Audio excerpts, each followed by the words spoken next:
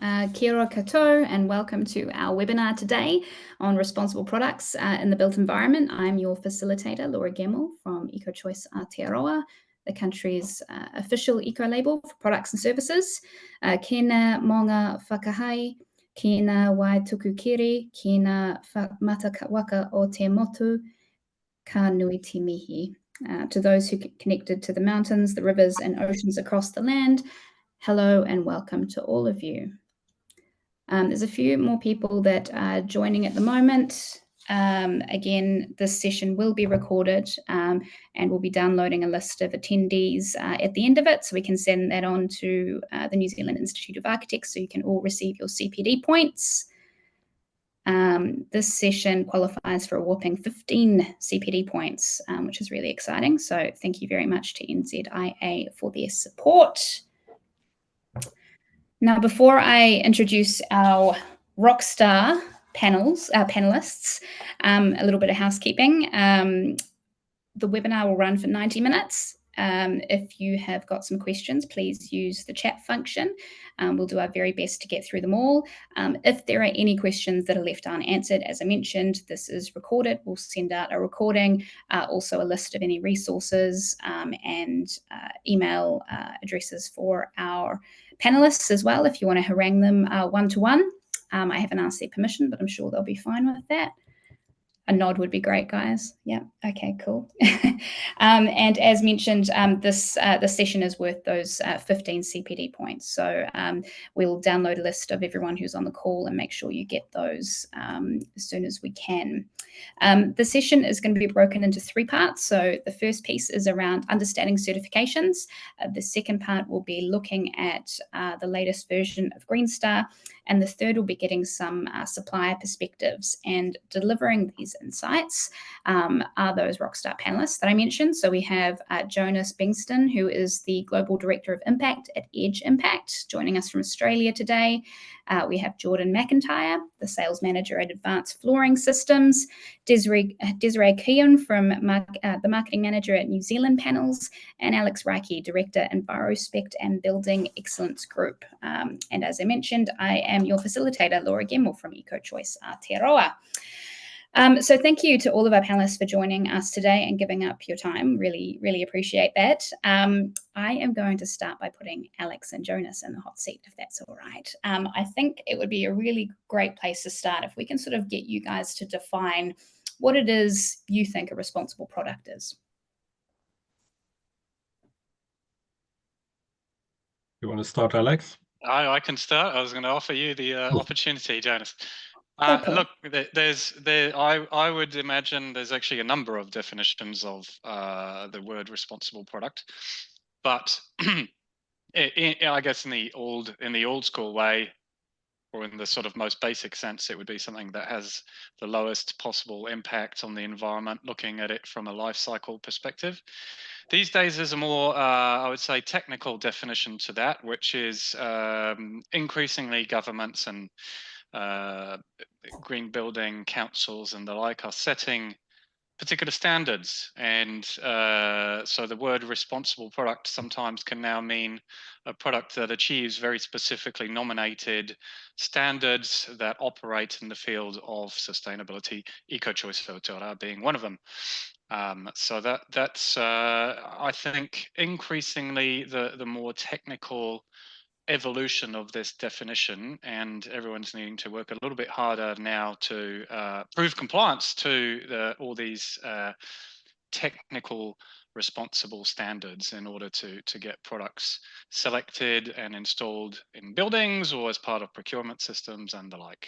Jonas, maybe you've got something to add? Yeah, no, I think definitely agree that specifically from taking that life cycle perspective and kind of thinking through all the consequences across all the life cycle stages, and in terms of being responsible as well, I think is understanding and knowing what's important for your product, what are the potential positive regenerative opportunities, as well as the areas where the most pertinent kind of reductions of impact are, and then both from a environmental and social perspective, but it is complex, and personally I try to keep it kind of in my mind, from the circular economy definition, helps me kind of keep it on track in terms of reducing emissions, keeping materials in kind of productive use over and over, kind of a circularity element, and then that regenerative, wherever it's possible to restore and regenerate, kind of those three principles kind of make sense for me from an environmental and resource perspective.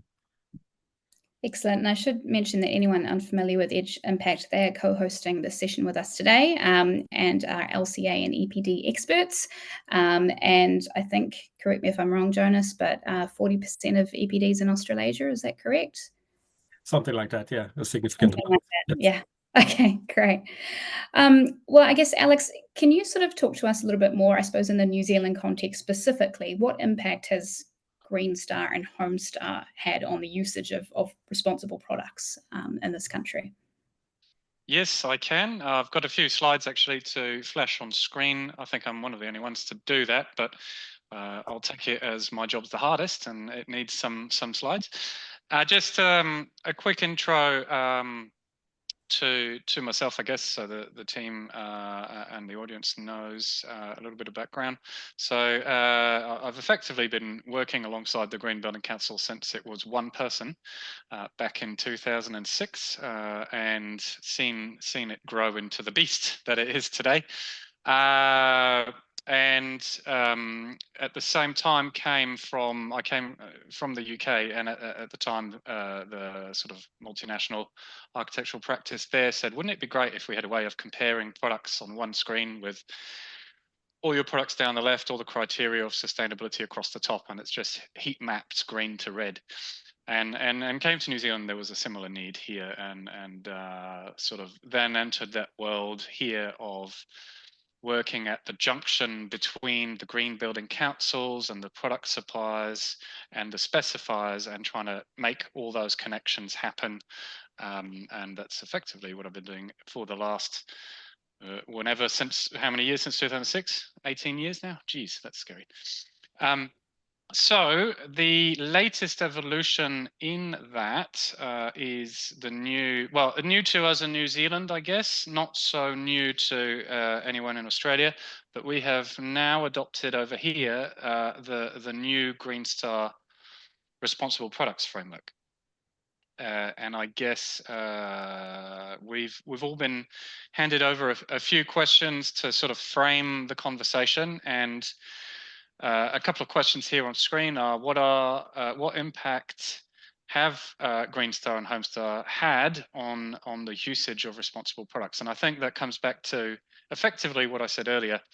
In a sense, it's turning the voluntary decision making about, it would be better to choose a more sustainable product that has a lower life cycle impact, into a mandatory decision.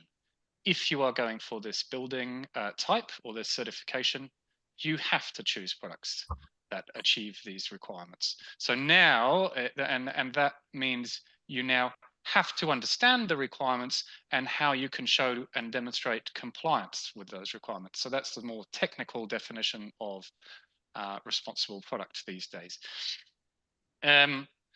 What does the new responsible products framework hope to achieve, and will it achieve its ambition? Well, I think effectively what it is trying to achieve, because I've seen these evolutions in the Green Star and other building rating systems since the inception, they're widening the pool of defined responsible or eco-label standards that specifiers can use when they're looking to claim points in their rating for their building. So, I mean, way back in the day, when it was Green Star version 1, Green Star 2009 here in New Zealand, it was just Eco Choice Aotearoa. That was the only eco label that was recognized. If you had Eco Choice Aotearoa, you had Environmental Choice New Zealand back in the days. You could claim points, and if you didn't, you couldn't. But as the number of eco labels grew, and some of them were compatible with the rating systems for buildings, they gradually widened that pool. Then there was a few labels here in New Zealand that were accepted: Eco Choice Aotearoa, Good Environmental Choice Australia, green tag and the likes. So, but now it's just really widened the horizon. So the intent is to, from a specifier point of view, allow more flexibility in terms of choosing products and assembling your points for your rating. And I guess the reverse of that coin is from a product supplier or a product manufacturer point of view. It also provides more flexibility. You could, if you don't have the money to invest right now in a full-blown life cycle analysis, an EPD or a life cycle-based eco-label, maybe you've got a couple of smaller, maybe you've got responsible sourcing and low VOC emissions, then you can combine those two to make somewhat of a score and try and get yourself on the ladder while you're working your way up to the sort of top level recognized eco labels. Will it achieve its ambition? Yes, it will provide more flexibility. I also believe it will, it is coming with more complexity. So the more choices you have, the harder it is to manage the beast. So understanding this new framework is key. And right now, I think not too many people in New Zealand do. So hopefully I can provide some clarifications on that. And essentially, this is the new Green Star Buildings rating tool categories. Products sort of, they come in a little bit all over the place really, but the three main categories where they come in is responsible, and that's the responsible products framework, which I'm going to elaborate on in a minute. Healthy, that would be your sort of low VOC and emissions based type characteristics of a product. And then positive, that's where things like embodied carbon and your life cycle impacts sort of plug into some of the calculators for Green Star. So what has happened as part of this is the product category overall, when you think about how many points you get across various aspects of Green Star directly related to product impacts, there's a huge jump in the number of points. It only used to be a few points. Now you can see when you look at responsible structure components, responsible envelope, responsible systems, responsible finishes, there's 13 points up for grabs right there, which is an enormous amount of points in the overall rating system. And then you've got a couple of points in exposure to toxins, that's the VOC emissions and the like.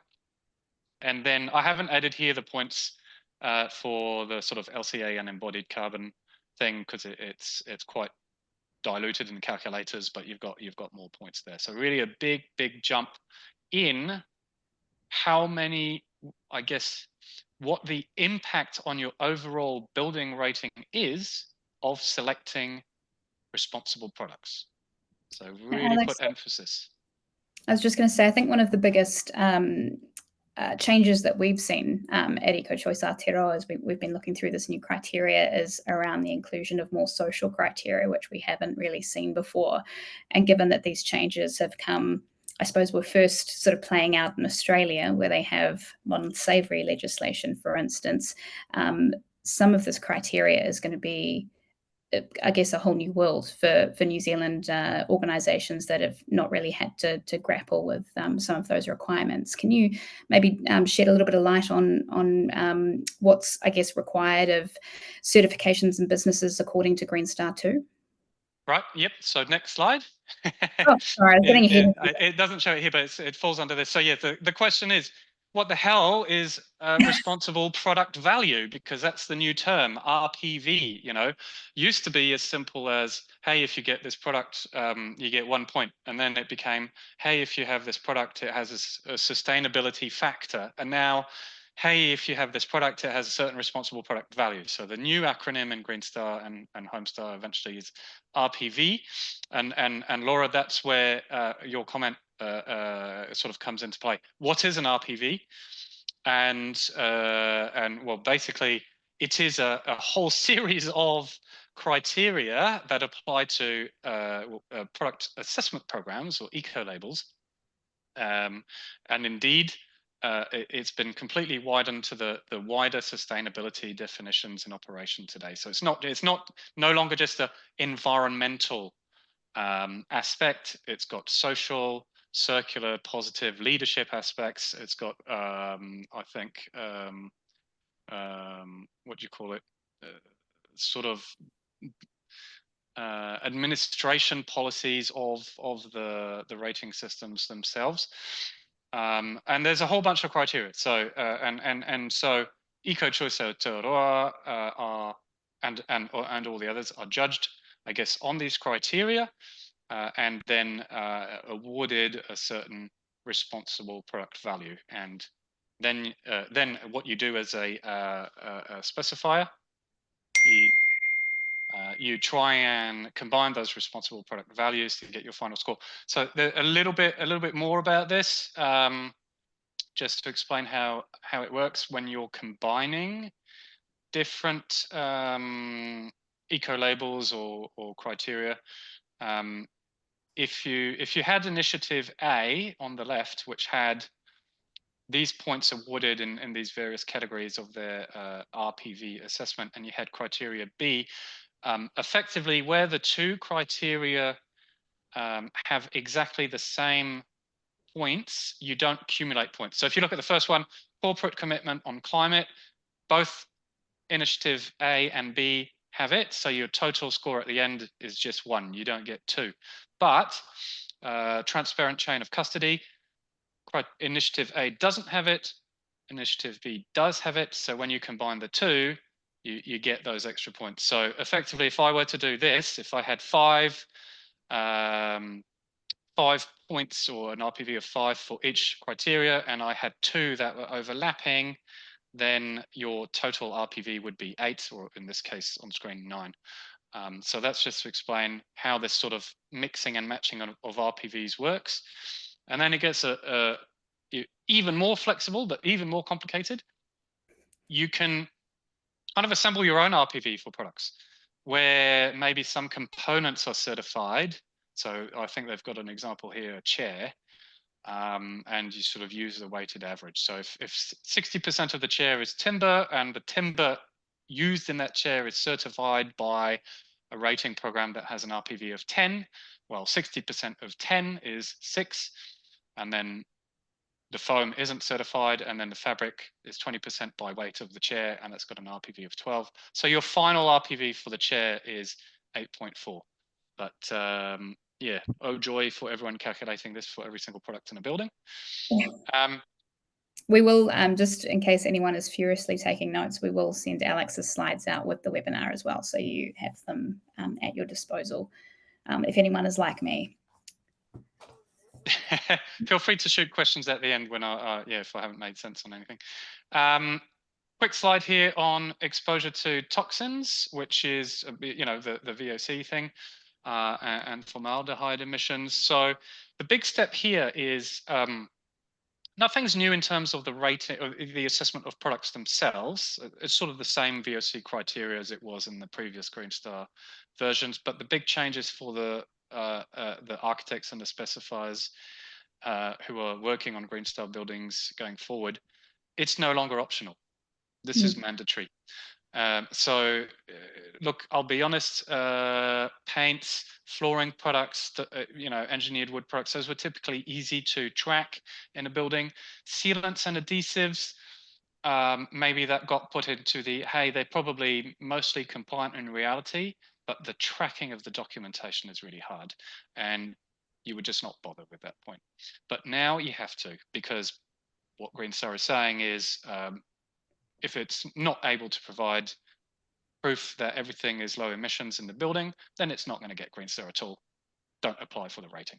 So that's just showing stepping up in the industry benchmarks, which is good. So a couple more slides, sorry, I know time is moving on. So this is a slide from EnviroSpec, actually, just to explain, effectively, this is what we do. So for Bestwood, New Zealand Panels Group, who are here today, is one of the panelists. Little summary, we publish on the EnviroSpec database these summary documents, whereas we work upfront with the product suppliers to review all the documentation, review all the certificates, look at the RPVs that you would get by looking at the Green Building Council Australia score checker, and basically doing the job once, doing it right, and publishing it so that everyone can just go and download it from the website and not have to go through that calculation and verification process again. So hopefully speeding up the job of the specifiers. Last slide, pretty much. Yes, Green Star and Home Star is not the be-all and end-all of everything. In fact, it's the minority of the buildings going up.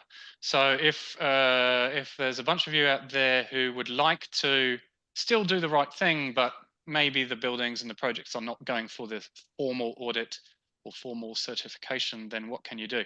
Well, weirdly enough, I'm actually going to refer back to Home Star. There's a really good guide the Green Building Council have published. It's tailored at residential uses, but it does scale up right to apartment buildings, and there's some principles in there if you're working on commercial office buildings or the likes. You can still use. So look, it's all you need to do is go on Google and type NZGBC Home Star Design Guide, and you'll see this document. I think it's really good.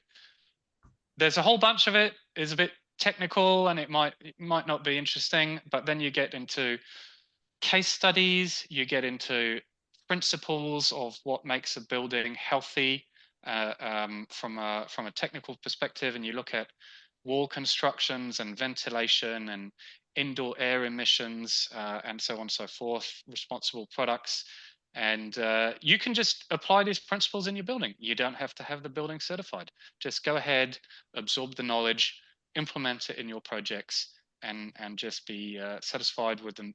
The fact you will be putting on the ground a better building. I think that's it for me. Sorry, I hope I haven't gone too much over time. Here's a few details, and handing over to, who am I handing over to? Probably back to me for a little bit. Thanks so much, Alex. That was a really great summary. I know it's probably the first time a lot of people on this call will have been taken through the new framework and heard about the responsible product values. You can check, it's sort of a bit of a work in progress at the moment, but you can go on the Green Building Council of Australia website and go in there and check what certain certifications and things will give you. EcoChoice Aotearoa, from our perspective, we are updating a lot of our standards at the moment to make sure we yield the highest number of points for the businesses that we work with. So that includes things like adding modern slavery and social accountability to our standards, which is obviously completely voluntary in this country at the moment, and some more criteria around embodied carbon as well. So some of our scores are subject to change on there at the moment, and we're looking at other ways of how we can boost those scores. But in terms of a user experience, you can jump on there now and have a look. And on our website as well, we've got a far more basic summary of the changes if you are struggling to get your head around things. So I think. And Jonas, I'd love to get your thoughts on this. I think one of the things I really like about this system, and when you're launching a new system, there's always going to be kinks and things like that.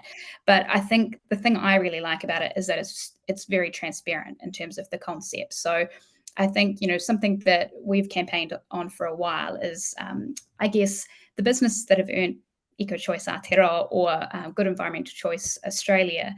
They've subjected themselves to certifications that follow that life cycle approach, right? So there's a lot more hoops than just going for a recycled content or a carbon tick. And this really recognises those businesses for doing the hard yards. Would that be a fair assumption or a fair way of explaining things? Yeah, I think so. That's the role and job of ecolabels. Type 1 ecolabels is to do that job in terms of making sure there's a life cycle approach and all the material issues and thresholds are met and kind of provide that sign of approval. So definitely, but I suppose not all products can qualify and comply with that. So that there's like a range of other kind of declarations or certifications below that might be valuable to look at for those companies that might not reach that highest standard as well. So could you maybe, I'm just thinking for the benefit of the architects and designers and specifiers on this call, what are some of the ones that maybe don't take into the whole life cycle, but you would consider rigorous and absolutely fair to be using as part of their, I suppose, checks and balances?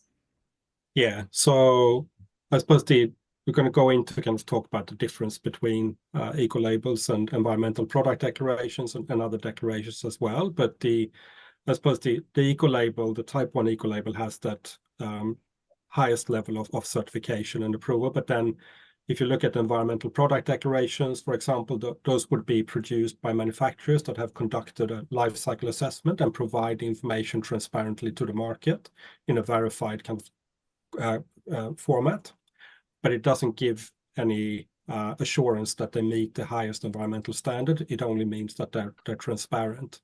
And then there's a number of other indicators as well. The manufacturer might not have invested in the EPD or eco-label yet, but they might be disclosing a verified carbon footprint or invested in a declare label or other pieces of evidence, and they all carry value. But I suppose it's almost like a tiered approach, like a ranking in terms of highest to lowest value, if that makes sense. Yeah, and I'm just wondering do you think, would you be able to sort of, I guess there's a lot of confusion around, I mean, this, admittedly, we're the first to admit there are a lot of certifications out there and different ways and different things people are asking for. And so it seems like LCAs, EPDs, and eco-labels are the three main ones. Can you sort of walk us through what the main differences are? And you did sort of touch on it already in terms of assurance, but I suppose not just what they are, but the situation where they're the most useful and who they're aimed at, I guess. Yeah. So maybe start with life cycle assessment, LCA. So that's a really good and well-established tool in terms of looking holistically at a product, at a service, at a building system or a whole building, so you can kind of scale it to different contexts. And it provides the method and the framework for doing that cradle to grave assessment. The problem with life cycle assessments are that they take a lot of time typically to do, and they're quite technical and difficult to access and kind of understand. So that's where the environmental product declaration comes in.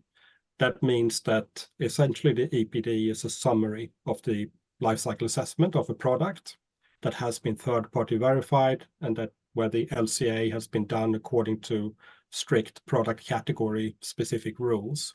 So the EPD is like a typically business to business, but an accessible version of an LCA that's been third-party verified. So that's all about transparency and comparability.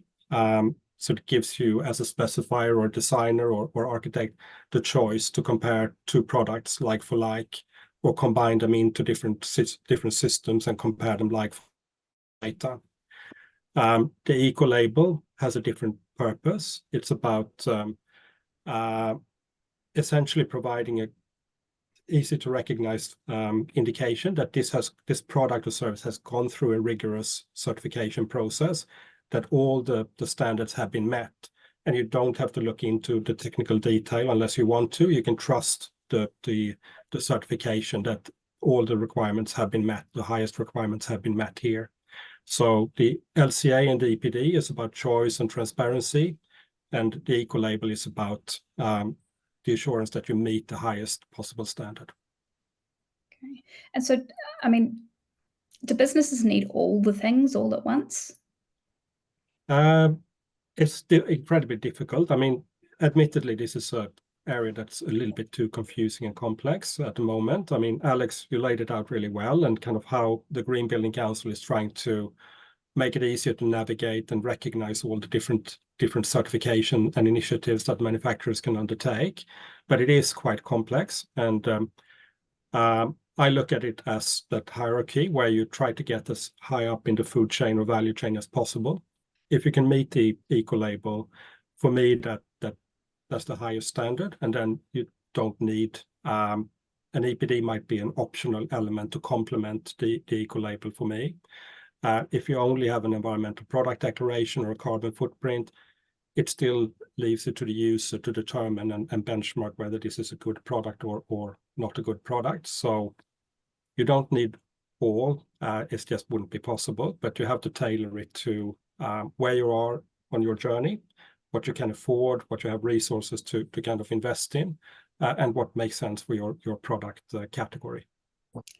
Because affordability is a really big issue, isn't it, when it comes to all of these different certifications? And I think the last thing any of us want is to see, green innovation kneecapped, or, businesses spending, all of their available funds on getting a certification rather than sort of investing that into innovation and exploring more sustainable options. So I think it's really great to sort of get that understanding about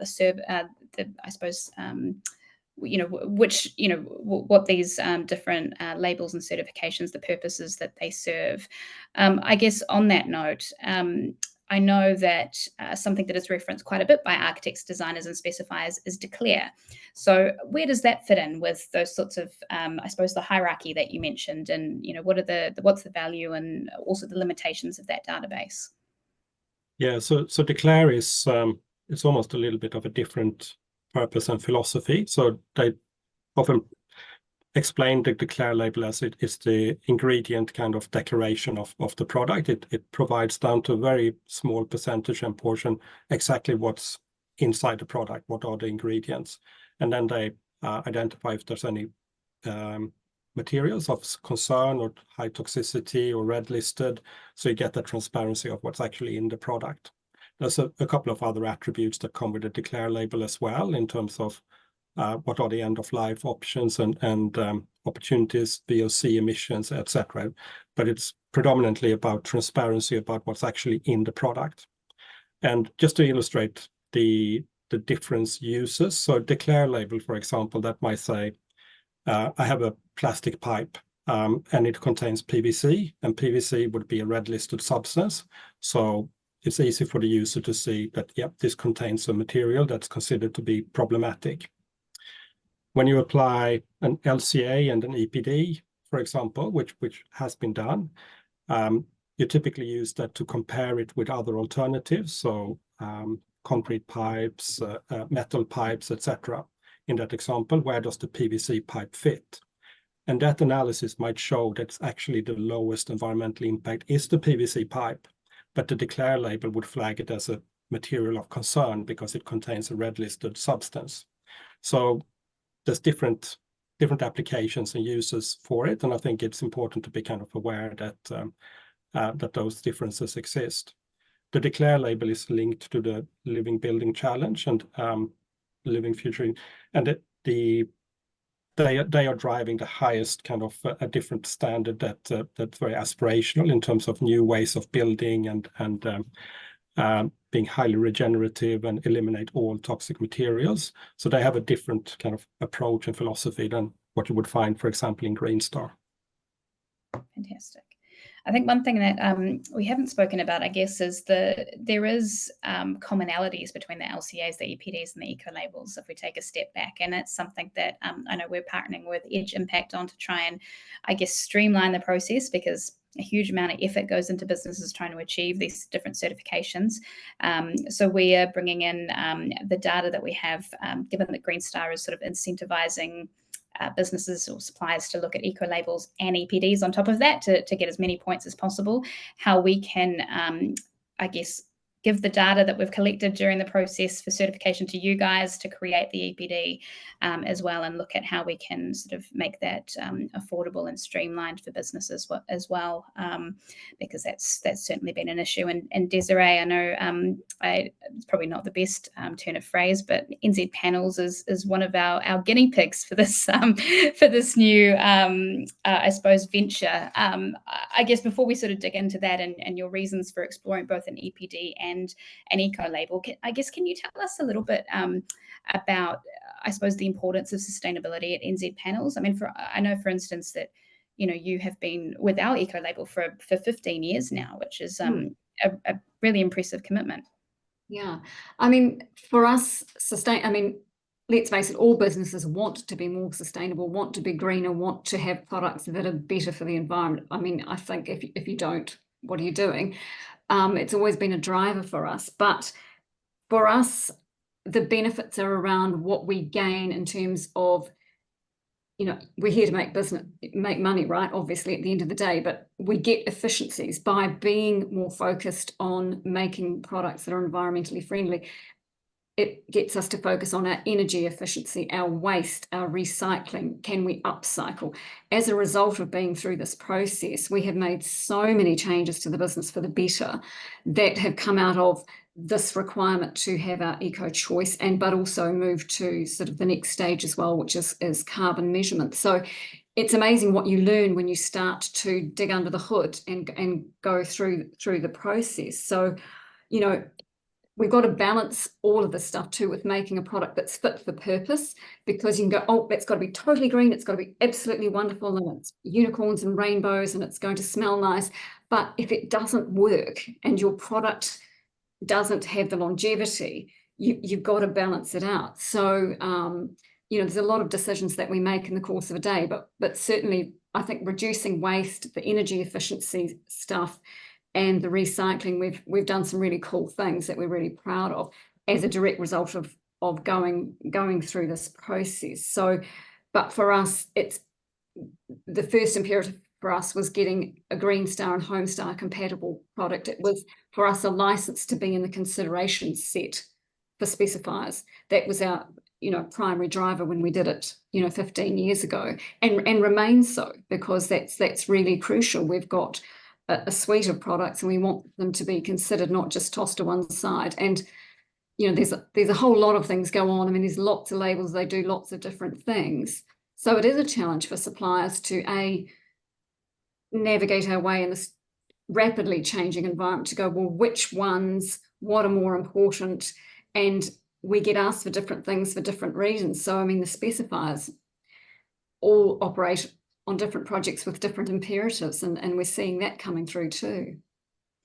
I guess on that note then, what do you wish, I suppose, architects, designers and specifiers kind of knew about what's happening at the back end, all of the work that you're doing, and what you've done to earn our eco label, but also I know that you've got FSC and other certifications as well. Yeah, I think understand what you're asking for and why you're asking for it, because I know we get slightly frustrated when we've got eco choice and they're, oh, now can you give us a VOC certificate, and we needed this and we needed that, and going, well, hang on, that's what our eco choice does. Well, is it sustainable? Well, yes, that's what our eco choice does. So they're wanting all of these extra things that cost extra money, but they're actually covered under eco choice. And if they looked at the very lovely one page that you and Stella put together for us, that speaks to the fact that our wood-based product, the sustainability, and I guess my one little bugbear here is around FSC, is we are compliant. All of the products that we bring in that are wood-based come from FSC sources. They're on the invoices. We have the certificates from those suppliers. Our sites are not FSC certified, so we're not, because we figured, well, we're doing all the right things and our eco choice label captures that. But guess what? None of the joiners are, are FSC certified, so there is no chain of custody. It gets broken anyway because it has to go to the construction site with this chain of custody, but it's not. It's going via us to a joiner who's cutting it into bits and edging it and making a piece of cabinetry or doing something else. So I guess if people just really stepped back and understood what they're asking for, why they need it, and whether or not the eco label does that, because it does speak to sustainability. So we are going to get FSC certified, because there's box ticking exercises from some people and they go, we must have FSC. I'm going, well, our products are, no, you've got to have FSC. So yeah, there's a bit of frustration from us sometimes, but, eventually it'll all come out in the wash when they see all of the points stacking up for RPV. And hats off to Alex, who's done a fabulous job for us in helping us understand all of these different things, where to go, and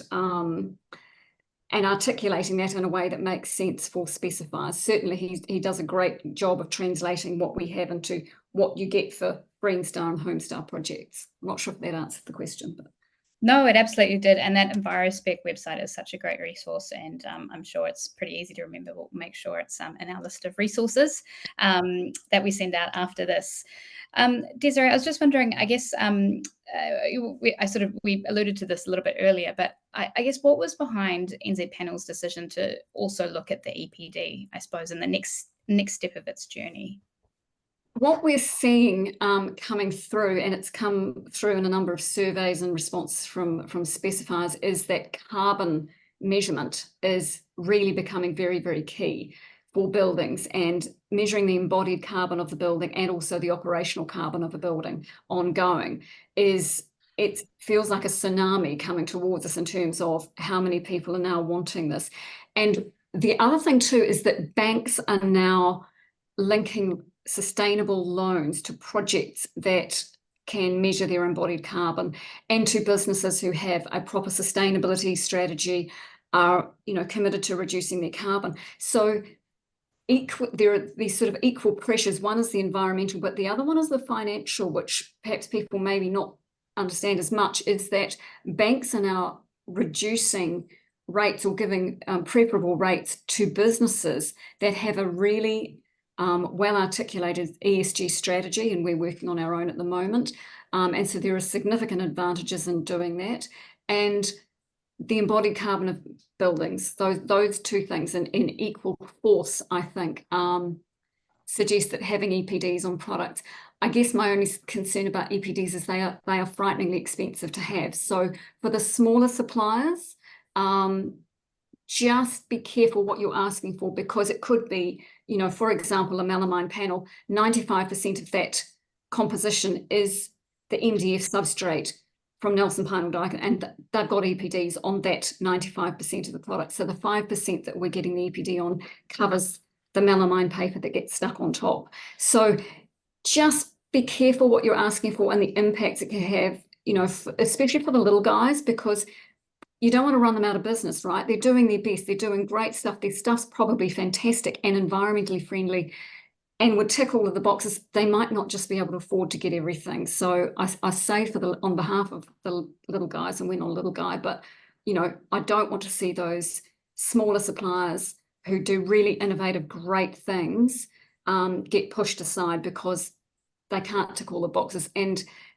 as I heard the other day, it's worth talking to them. Just don't go online and go, oh, they haven't got that tick. And we find a lot of people going online, looking at the website going, oh, they haven't got that tick. Talk to them, because they might be able to get that tick or something else that's specific and relevant for that project that you're doing, and in combination with the other products that you're considering, that you can use them. So don't, and I know the temptation is to go off and get some young architects to go and do the legwork and go, you come back and find me all the products I can use with this. But you could be missing out on a lot of great products and a lot of great suppliers out there, New Zealand made product, innovative product, who just, for one reason or the other, they're so busy as a startup or something else doing all this exciting stuff, but they haven't quite got the funding or the resources because they're wearing so many hats. So yeah, that's a plea for them.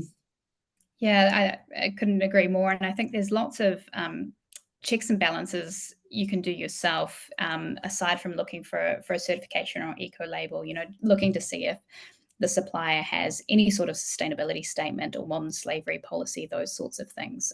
You can certainly ask for those to still do some due diligence if, Green Star points out the be all and end all for you. Jonas, I saw you nodding along as Desiree was speaking, and I guess you've kind of had the benefit of seeing this new system, going back to Green Star, playing out in Australia for a little bit longer than we have here. It's obviously only just been launched in New Zealand. I'd be keen on your sort of observations of how it's working and how, I guess, the benefits and also, again, with the EPDs, what the uptake has been like in Australia, how they're being utilised, and if you think they're being utilised correctly, those sorts of things. Yeah. I mean, the responsible product framework is great because it provides that recognition across all the initiatives. But I was nodding because I completely agree, Desiree. Like it's so important to kind of engage with the manufacturers and kind of have a conversation with them and not expect them to have everything kind of sorted and nicely organized I think that's the most important. Like at the end of the day, again, agree with what you say. We want to see action and kind of progress, not the perfect measurement and certification of everything, but kind of making sure that you reward those manufacturers that are actually busy improving and going down the right path. And I think that's really important. I think the responsible product framework provides that simplification and clarity in terms of how do we grapple with all this complexity and fair recognition. But we can't lose sight of what's important at the end of the day. It's progress over perfection. It's a great segue to Jordan, who has been waiting very patiently. Thank you, Jordan, from Advanced Flooring Systems. Jordan, speaking of improvements, I'm just really interested to know, from your perspective, how has sustainability sort of influenced your product development and as well as your operations at Advance? Yeah, it's a very good question, Laura. It's something that it's influenced a lot of product decisions, but it influences suppliers as well. So as a manufacturer, but then also importer and distributor of products, instead of just finding a suitable product, you then find the company that lives and breathes some of that and make sure the product fits that. And then from a company point of view, as Desiree touched on, it's changed a lot of the way we operate, and as a manufacturer, even things like the recycling and measuring various parts of your product makeup, and then also the actual product makeup as well. So instead of bringing in products to manufacture your product here, we can find local manufacturers of product.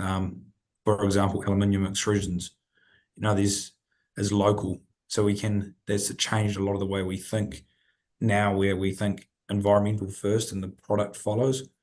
And that's dictating how we start to run some of our products. Awesome. One of the points, I know that your manufacturing facility is in Auckland. I've got that correct, don't I? Correct.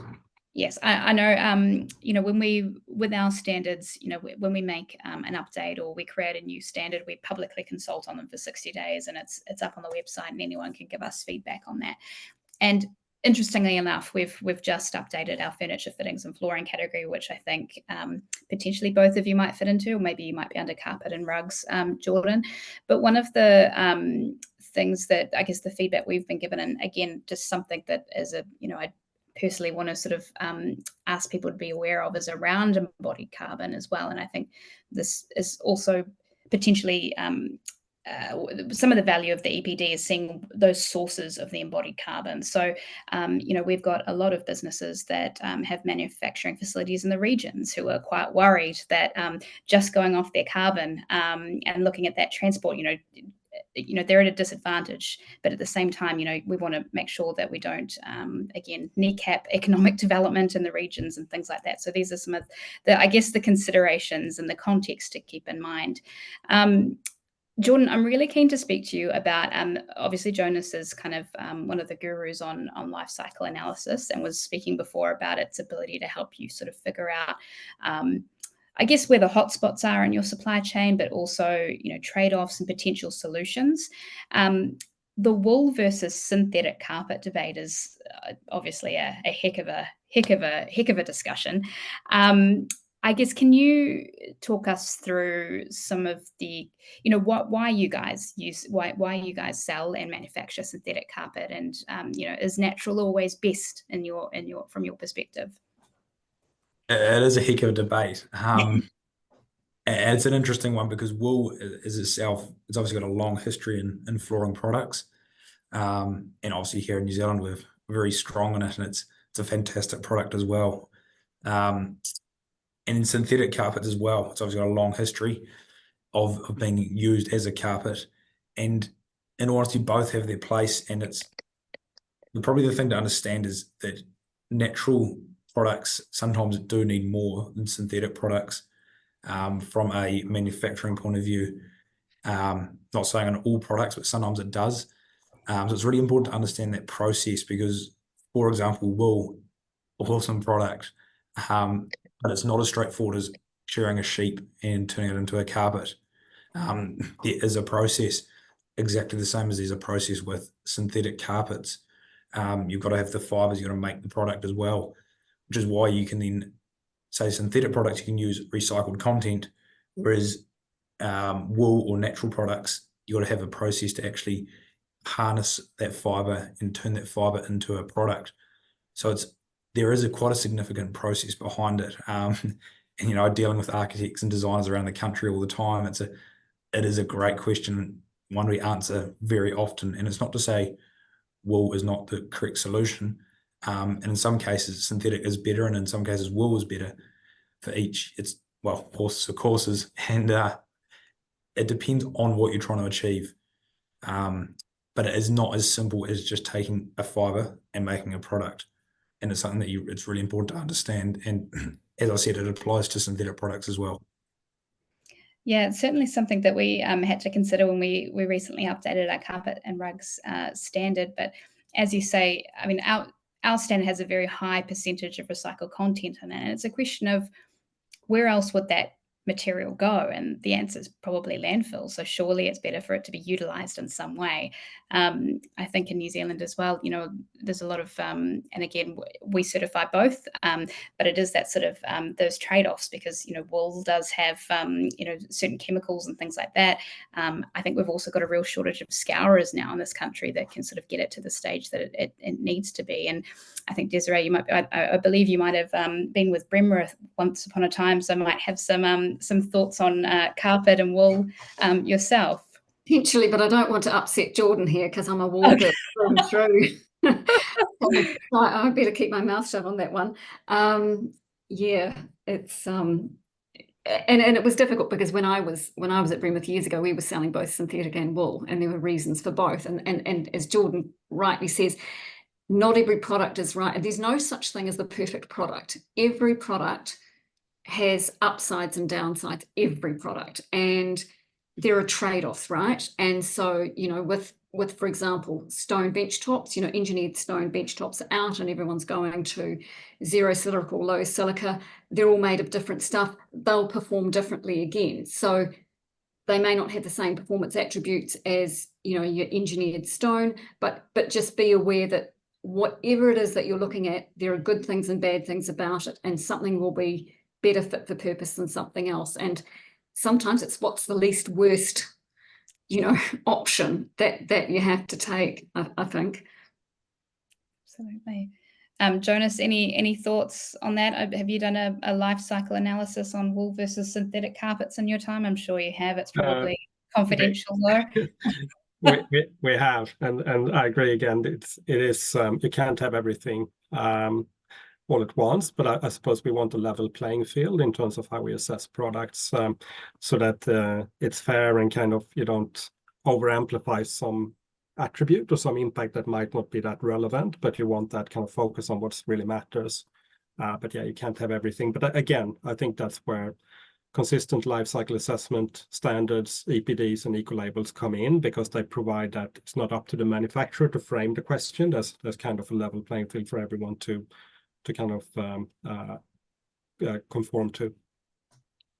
I think, sorry if I can just jump in, I think one of the challenges that we've struck, and probably other New Zealand manufacturers strike as well, is the lack of recycling facilities in New Zealand for some products. We try and reuse everything that we can possibly do, and we're fortunate because we have sort of predominantly wood-based substrate that we use, which means we can use those offcuts and turn them into dunnage, etc. But when it comes to things like our vinyl and other things, trying to find a New Zealand solution for that, though brands alerted to me the fact they've got online some sort of recycling thing, you can look at who can do what, but there's still not facilities in New Zealand for a lot of product to be recycled of certain structure, which is frustrating when you want to. But I mean, we send ours to Australia and it gets made into gumboots and blister packs, so we're supporting the drug industry indirectly, but we do the best we can. Over-the-counter stuff, right? We probably need to put a disclaimer there. Excellent. Just going back to you, Jordan, I was just, so Advance was awarded the ecolabel earlier this year for the first time. I guess aside from things like Green Star, is third-party verification important to businesses? Oh, and consumers for that matter? Yeah, 100%. I mean, in the past, there's been a lot of greenwashing out there.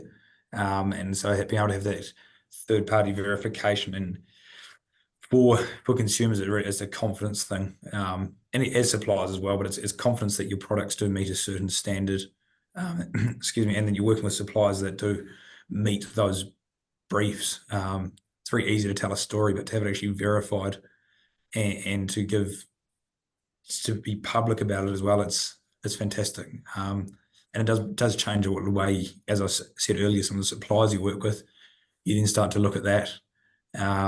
And it reinforces the importance of having good suppliers. Yeah, I guess because that'll be great if we could dig into that a little bit. Are you able to sort of walk us through the experience of going through the certification? Just, I think it'd be really beneficial for people to understand exactly what's involved, like the work that you and Desiree and many others, not just with our eco label, but various other eco labels. The work that goes into this sort of thing. Yeah, it was an interesting process, and Desiree might be able to expand on their process a bit further. But one of the products or the product line, we got it certified with EcoChoice. We actually just work with our suppliers, and because our suppliers are doing so much work behind the scenes, so to speak, that helps with a lot of the process. So from our end, it wasn't a big heavy lift of a process. And you just got to allow the correct time and have the data, and again, having those suppliers that are willing to work with you on that certification is really, really important. I think one of the key things that we've paid far more attention to since being an EcoChoice is the supply chain and the credibility of the people who are supplying us and verifying that they are indeed, we get them to sign a supplier code of conduct to ensure that they are adhering to the standards that we want, not only just in terms of the product, but how they look after their staff and how that, that there's no forced labor, there's, all of that sort of stuff. So that's becoming increasingly important. So now when we look at evaluating a new supplier, it's not just is the product good, it's is the company good, Are they good people? Do they treat their people well? Are their sites, have we visited their sites? Are they okay? Because that's, incredibly important. And also what standards and verifications have they got? Independent standards? Because, oh, yes, it's this. And you go, well, that's great, but where's the paperwork? And so I think that paperwork trail, just to prove that they do what they say they do, it's been independently verified as much as we are verified independently is really crucial now and absolutely essential if you're going for an EPD or an EcoChoice label. Alex, I suppose that sort of just brings me back a little bit to our conversation at the very beginning around how, I suppose, the evolution of Green Star. So, as Desiree is talking about all these additional things that, they're now looking at in terms of the supply chain and doing sort of due diligence and those sorts of things. Is that something, does Green Star 2 really reflect, I guess, how much we've moved forward and I guess the demand for transparency and accountability that we're seeing now? Yeah, I think it's a good thing. I come back to that slide where I say more flexibility is more complexity. Really these days, quite frankly, you have to be in the early days, in version 1,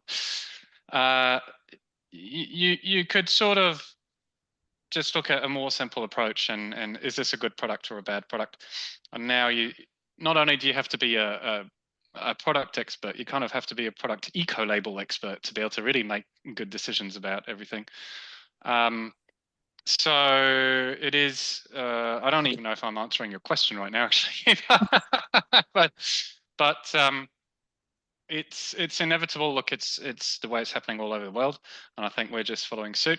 I think it is a good thing overall, but I think what it means is there's going to be a new class of citizen in this world, which is the product eco-label expert within each architectural and specifier organization that sort of can hold all this knowledge vaguely in their head, or at least knows where to look to find this knowledge, and it might just be too much for everyone else. So I think it's going to create that sort of specialist area in each organization, which they're going to be the gatekeepers of the decision making about products, and everyone else will just come to them all the time and ask questions. So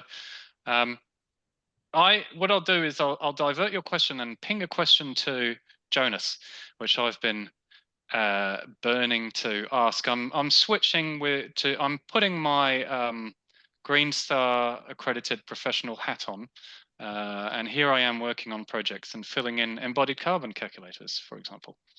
And if you're starting the journey, I think with Desiree for the LTA and the EPD, far too many LCAs or EPDs have sort of A1. I'm going to use technical terms now. Modules A1 to A3 in their declaration, and then maybe a few at the end, module D or something, recycling. But when we have to fill in embodied carbon calculators for, say, Green Star, for example, the building is judged on A1 to A5, which is from, for those who don't know, who are listening, that's from cradle, extraction of raw materials. A3 is exit of the gate of the manufacturing plant. A4 is transport to site, and A5 is assembly and construction on site. And buildings have to achieve 10, 15, 20% less than a reference building in terms of those benchmarks. Would it be possible to try and really work with product manufacturers and product suppliers to try and extrapolate that data and get A4 and A5 published on the EPDs? That way we GSAPs and consultants don't have to fill in the gaps with generic data or asking builders what their data and diesel use is on site. I know it's always harder because, in a sense, the question, the approach is, well, we don't know where our product goes. But truthfully, if you spend time thinking about it, you probably do know vaguely where your product goes, especially in New Zealand. It can't go that far. And come up, maybe the tables published on the EPDs or the LCAs and the EPDs have 3 or 4 main geographical centers, and that influences your A4, probably not so much your A5 data. But then that would be great if we can, if I can use this workshop to influence LCA providers to provide data that is more useful for the Green Star accredited professionals and the architects who are looking to fill in calculators for the Green Building Council, then I think I'll have done a good thing. So there you go. That's my question to you, Jonas, and Desiree. Yeah, it's sounded more like an encouragement than a question. Yeah. Yeah, well, I think that's fair. And as you've probably seen as well, is actually the A4 to A5 typically have very little significance.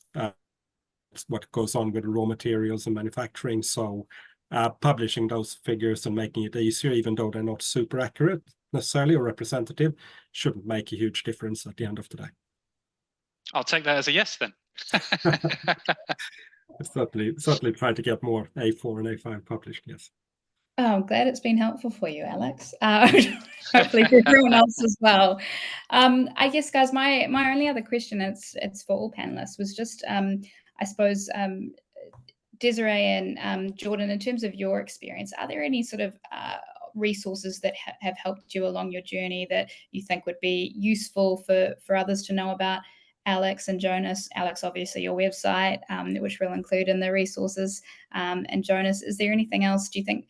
I guess we've got the Green Building Council, but is there another sort of, I guess, any other sort of sources of truth where people can go and reference when they're trying to make some, or aid their sustainability decision making? I guess I've been reliant on Alex to a great degree.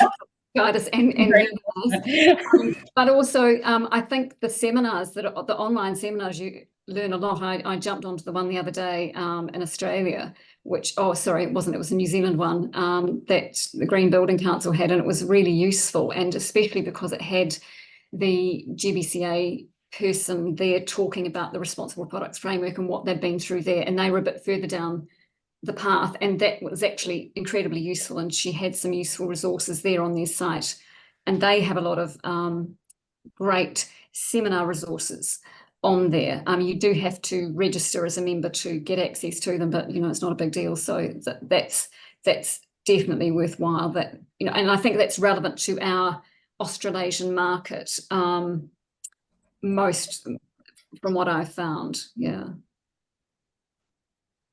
I'd second that with what Desiree said about staying in touch with what's being presented out there. It's the fastest way to find out what's changing, because it does it can change very quickly. So you're staying in touch with those seminars and webinars, and just following and staying in touch with those people is a really key resource. Awesome. Thanks, Jordan. Jonas, Alex, any other parting words of wisdom? I'm not sure if we've got, seems that everyone who's on the call has been strangely silent. I can't see too many questions here. So any final thoughts from you guys?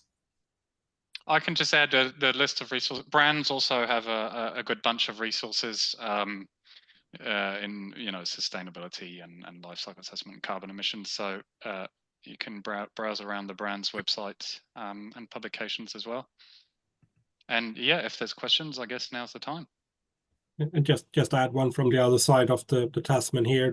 There's a material embodied carbon leadership alliance that's been established here through WWF and some other organizations, which focuses on the embodied carbon in the construction sector specifically. That's also good to keep an eye on.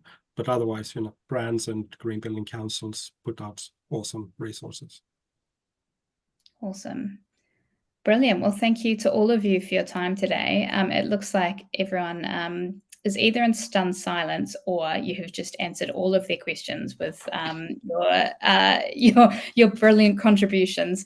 But thank you so much for joining us today. And as I mentioned, we'll be sending a recording out in the next couple of days with a list of these resources as well, and Alex's slides if he's happy for us to do so. Yep. Awesome. Great. Well, thank you very much, Jordan. Thank you, Alex. Oh, hang on. There's one question. Just before we go, what have we got here? Do we have any breakdown of what percentage of products in an LCA use actual product EPDs versus generic product data? Sounds very much like a Jonas question to me. I don't have any things that I can that officially looked at it, but from our experience, it's actually more the exception than the rule to use EPDs. You tend to use more generic data, but when you can use an EPD, you definitely take that opportunity. And it's good that a lot of the, for example, steel manufacturers, etc., like when they publish their factors, it's easier to build on. So we got a great example with Kingspan insulated panels, for example, that use BlueScope's steel skin for their panel production. And they work very closely to make sure that they get a very specific EPD that goes into their product. So it happens, but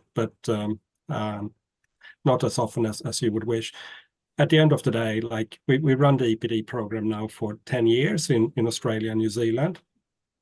And there's been about 100 organizations that produced EPDs through the program. About 300 EPDs have been published. And that's actually not a big portion of the number of products that are on the market. So it's still kind of early stages. Fantastic. Oh, and we've got another one. What typically surprises manufacturers or architects about ecolabels? Oh, I don't. Is that a question for me? Maybe it is.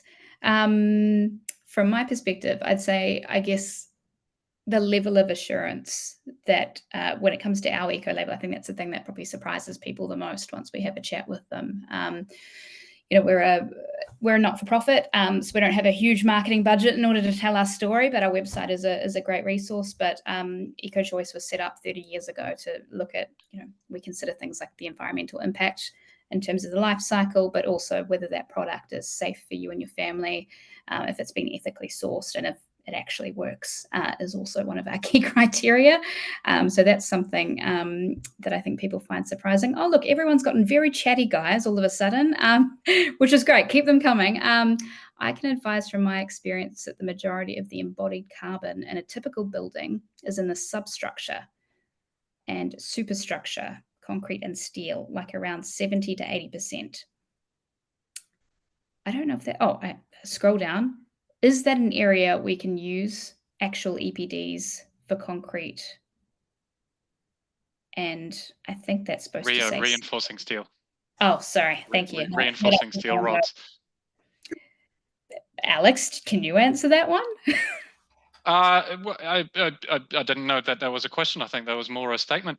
I think that's just when for those doing the embodied carbon calculations on buildings, the heavy hitters in terms of impact, the generators or savers, depending how you specify your product, is foundations, substructure, and then the superstructure, which is your structure. Imagine on an apartment building, for example, your huge amounts of concrete columns and steel beams going all the way up, if you focus your energy on that side of a building in terms of carbon savings or EPDs, LCAs, you'll rapidly achieve the 10, 15, 20% reduction benchmarks you're looking for in Green Star. So thank you, Rochelle, as a colleague, Green Star accredited professional, for sharing some tips to the rest of us here. Can I just finish perhaps, Laura, with a challenge to specifiers? And this is, it's fabulous that you want to use products that are environmentally friendly, have got the right accreditations, etc. But can I just ask you not to waste them? So it's great that you use, have a product and 40% of it is calculated on the table to get you the maximum points, and then you waste 60% of it with bad optimization and cutting and not very good, use of the actual resource. So we hate our valuable veneer panels being wasted or other panels being wasted. So that doesn't get factored in, of course, as the wastage. So maybe it should. Yeah, no, I would absolutely agree with that. I guess embodied carbon is obviously a very big deal. But again, looking at things like the waste from construction and deconstruction in this country, but also making sure that those products have been ethically sourced and, are safe. Some of the things that I guess we've got a front row seat at EcoChoice Aotearoa, seeing some of the products that are allowed to be brought into this country, and the ingredients and materials that are used are really quite horrifying, to be honest. So I guess my personal plea on the back of that is to sort of also really prioritise those issues as well. Sorry, Jonas, I think I might have cut you off there. You sort of looked to raise your hand. Yeah, no, I just want to comment as well on that. Steel and concrete makes up the majority of the upfront embodied carbon, but what's often neglected is the actual significant amount of embodied carbon that goes into kind of carpet and furniture that churns over the life of the building. And that's often kind of not really accounted for or thought about, but that has been proven to add up to almost as much as the concrete and steel that goes into the structure up front. So just to call out to not ignore those aspects. And that's where circularity becomes so important. Absolutely. I think there's just there's some really great comments, but not a lot of questions on here now. So not a query, just a statement. So I would encourage everyone to just check out the chat box because there are some real pearls of wisdom there. But it does seem like we have reached the end of our questions. So thank you very much. I will start this again. Thank you very much to Jordan, to Alex, to Desiree and Jonas for joining us today, and for all of you for spending the last almost 90 minutes with us. Very much appreciated. We will get the resources out to you when we can, and send off the list of attendees to NZIA as well for your CPD points. So big thank you to Edge Impact for co-hosting this today and doing all the mahi in the background, so everything went as it should have done. Hat tip to Rachel. Have a wonderful day. Thank you, everyone.